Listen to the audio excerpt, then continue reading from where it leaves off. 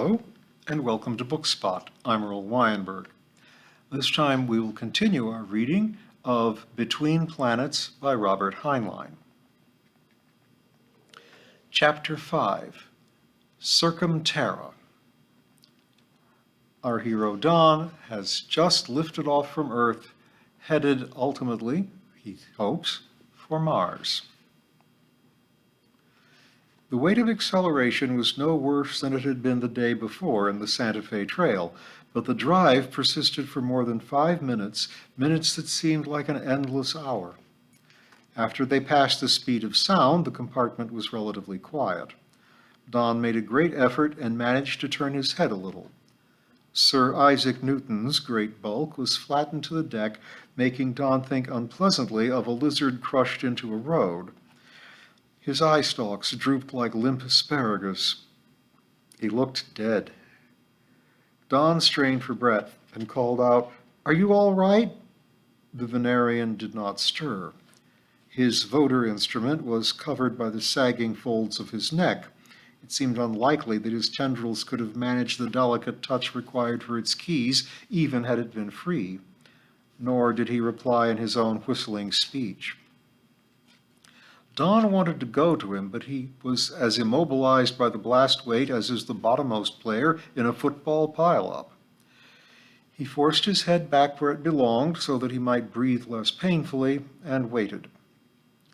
When the blast died away, his stomach gave one protesting flip-flop, then quieted down. Either the anti-nausea shot had worked, or he had his space balance again, or both.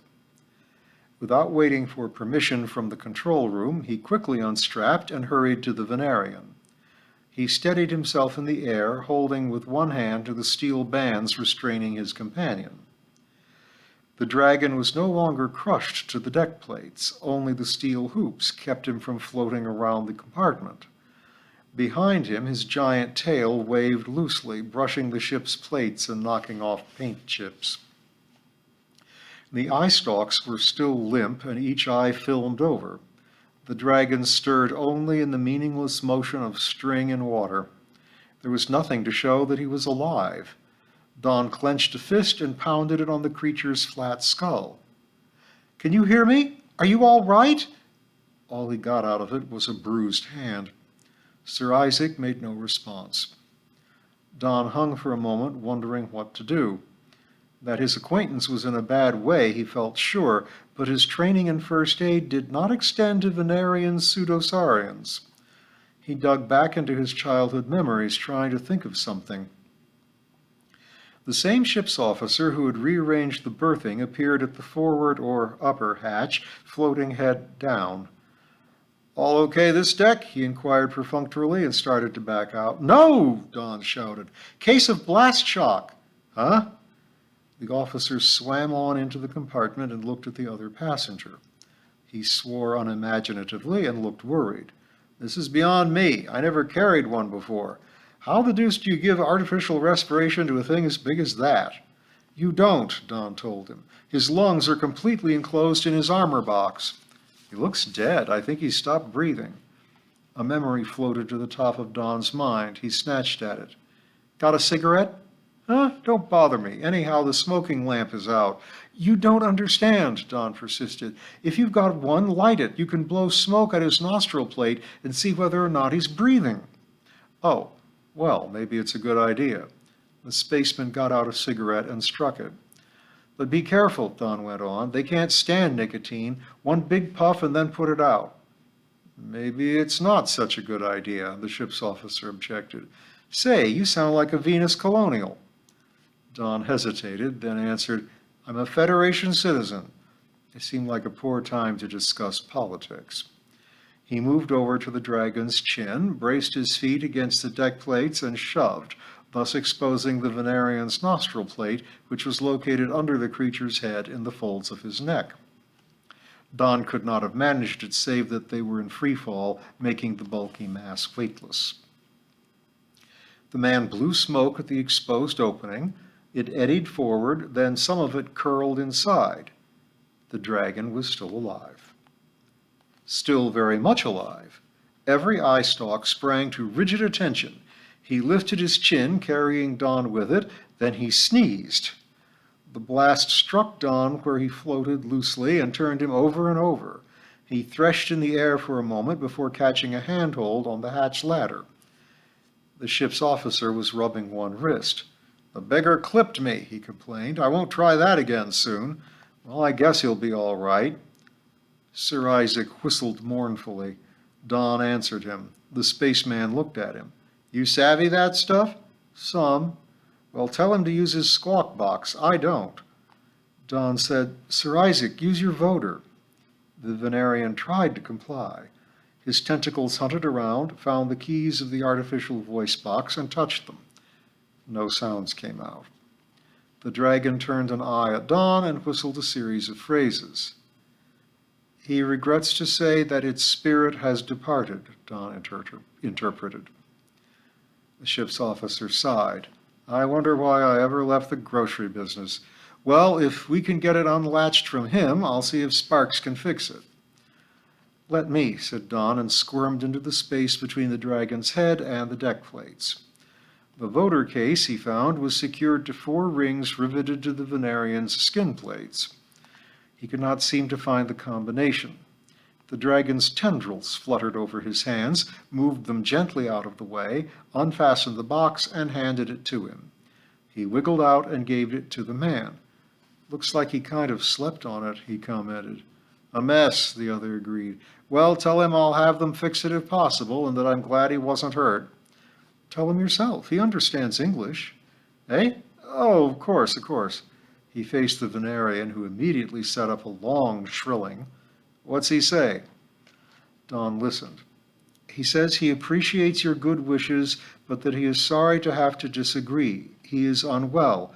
He says that he urgently requires—" Don stopped and looked puzzled, then whistled the Venerian equivalent of, "Say that again, please." Sir Isaac answered him. Don went on, "He says he's just got to have some sugar syrup." "Huh?" "That's what he says." How much?" There was another exchange of whistles. Don answered, he says he needs at least a quarter of a... there isn't any word for it. It's an amount about equal to half a barrel, I'd say." "You mean he wants half a barrel of waffle juice?" No, a quarter of that, an eighth of a barrel. What would that come to in gallons?" "I wouldn't attempt it without a slipstick. I'm confused. I don't even know that we have any on board." Sir Isaac set up more frantic whistling. "But if we don't, I'll have the cook whop up some. Tell him to hold everything and take it easy." He scowled at the dragon, then left quite suddenly. Don attached himself to one of the steel straps and asked, "How are you feeling now?" The dragon replied apologetically to the effect that he needed to return to the egg for the moment. Don shut up and waited. The captain himself showed up to attend the sick passenger. The ship, being in free trajectory for the satellite space station, would not require his presence in the control room until well past noon, New Chicago time. He was free to move around the ship. He arrived in company with the ship's doctor and followed a man herding a metal tank. The two conferred over the dragon, at first ignoring Don's presence. However, neither of them knew the piping speech of the dragon tribe. They were forced to turn to Don. Through him, Sir Isaac again insisted that he required sugar solution as a stimulant. The captain looked worried. "I've read somewhere that sugar gets them drunk the same way as alcohol does us." Don again translated for the Venerian. What he had asked for was simply a medicinal dose. The captain turned to the medical officer. "How about it, surgeon?" The doctor stared at the bulkhead. "Captain, this is as far outside my duties as tap dancing." "Confound it, man, I asked for your official opinion." The medical officer faced him. "Very well, sir. I would say that if this passenger should die, you having refused him something he had asked for, it would look very, very bad indeed." The captain bit his lip. "As you say, sir, but I'll be switched if I want several tons of intoxicated dragon banging around in my ship. Administer the dose." Me, sir? You, sir.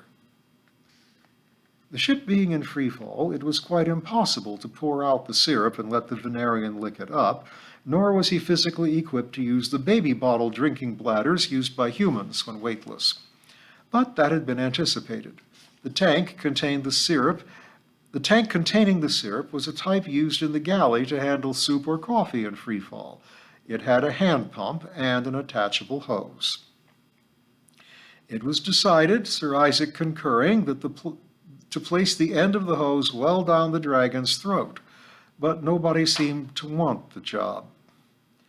Granted that Draco Veneris wilsonii is a civilized race, to stick one's head and shoulders between those rows of teeth seemed to be inviting a breach in foreign relations. Don volunteered for the job and was sorry when they took him up on it. He trusted Sir Isaac, but recalled times when Lazy had stepped on his foot quite unintentionally. He hoped that the dragon had no unfortunate involuntary reflexes. Apologies are of no use to a corpse.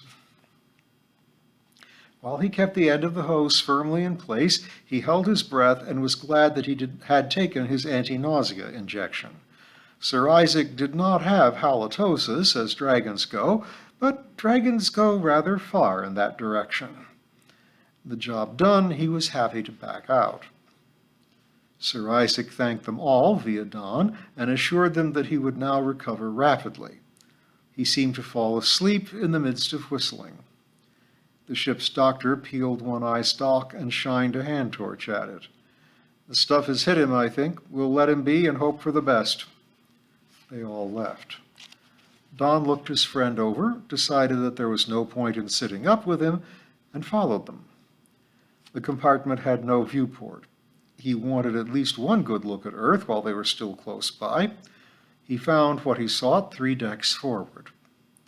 They were still only 15,000 miles out. Don had to crowd in close to the viewport to see all of Earth at one time. It was, he had to admit, a mighty pretty planet. He was a little bit sorry to be leaving it. Hanging there against black velvet and pinpoint stars, drenched in sunlight so bright it hurt your eyes, it almost took your breath away. The Sunrise Line had swung far into the Pacific past Hawaii, and North America was spread out to his gaze. Storm blanketed the Pacific Northwest, but the Midwest was fairly clear and the Southwest was sharp. He could make out where New Chicago was with ease. He could see the Grand Canyon, and from it he could almost figure out where the ranch had to be. He was sure that with a small telescope he could have spotted it. He gave up his place at last. He was soaking in the pleasant melancholy of mild homesickness, and the comments of some of the other passengers were beginning to annoy him. Not the cheerful inanities of the tourists, but the know-it-all remarks of self-appointed old-timers making their second trip out. He headed back to his own compartment. He was startled to hear his name called. He turned, and the ship's officer he had met before floated up to him. He had with him Sir Isaac's voter. "You seem to be chummy with that overeducated crocodile you're bunking with. How about taking this to him?" "Why, certainly." "The radio officer says it needs an overhaul, but at least it's working again." Don accepted it and went aft. The dragon seemed to be sleeping, then one eye waved at him, and Sir Isaac whistled a salutation. "I've got your voice box," Don told him. "Want me to fasten it on for you?" Sir Isaac politely refused. Don handed the instrument to the fidgeting tendrils, and the dragon arranged it to suit himself. He then ran over the keys as a check, producing sounds like frightened ducks. Satisfied, he began to speak in English. "I am enriched by the debt you have placed upon me." "It was nothing," Don answered. "I ran into the mate a couple of decks forward, and he asked me to fetch it along." "I do not refer to this artificial voice, but to be your ready help when I was in distress and peril. Without your quick wit, your willingness to share mud with an untested stranger, and, in passing, your knowledge of the true speech, I might have lost my chance to obtain the happy death." "Shucks," Don answered, feeling somewhat pink. "It was a pleasure." He noticed that the dragon's speech was slow and somewhat slurred, as if his tentacles lacked their customary dexterity. Besides that, Sir Isaac's talk was more pedantic than ever and much more Cockney-flavored. The voter was mixing aspirates with abandon and turning the theta sound into F. John felt sure that the earthman who had taught him to speak must have been born in earshot of Bow Bells. He noticed as well that his friend could not seem to make up his mind which eye he wanted to use on him. He kept waggling one after another at Don, as if seeking one which would let him focus better. Don wondered if Sir Isaac had overestimated the proper size of a medicinal dose. "Permit me," the Venerian went on, still with ponderous dignity, "to judge the worth of the service you have done me." He changed the subject. "This word, shucks, I do not recognize the use you made of it. Husks of plants?" Don struggled to explain how little and how much shucks could mean. The dragon thought it over and tapped out an answer. "I believe that I gain a portion of understanding. The semantic content of this word is emotional and variable rather than orderly and descriptive. Its referent is the state of one's spirits?" "That's it," Don said happily. "It means just what you want it to mean. It's the way you say it." "Shucks," the dragon said experimentally. "Shucks. I seem to be getting the feel of it. A delightful word. Shucks." He went on. "The delicate nuances of speech must be learned from the living users thereof. Perhaps I may return the favor by helping you in some small wise with your already great mastery of the speech of my people. Shucks." This confirmed Don's suspicion that his own whistling had become so villainous that it might do for popcorn vending but not for regular communication. "I certainly would appreciate a chance to brush up," he answered. "I haven't had a chance to speak true speech for years, not since I was a kid. I was taught by a historian who was working with my father on the ruins. Perhaps you know him? His name was Professor Charles Darwin." Don added the whistled or true version of the Venerian scholar's name. "You ask me if I know. He's my brother. His grandmother, 9 times removed, and my grandmother, 7 times removed, were the same egg. Shucks," he added. "A learned person for one so young." Don was a bit taken aback to hear Professor Darwin described as young. As a child, he had classed him and the ruins as being about the same age. He now had to remind himself that Sir Isaac might see things differently. "Say, that's nice," he answered. "I wonder if you knew my parents, Dr. Jonas Harvey and Dr. Cynthia Harvey?" The dragon turned all eyes on him. "You are their egg? I have not had the honor of meeting them, but all civilized persons know them and their work. I am no longer surprised at your own excellence. Shucks." Don felt both embarrassment and pleasure. Not knowing what to say, he suggested that Sir Isaac coach him for a while in true speech, a suggestion to which the dragon readily assented.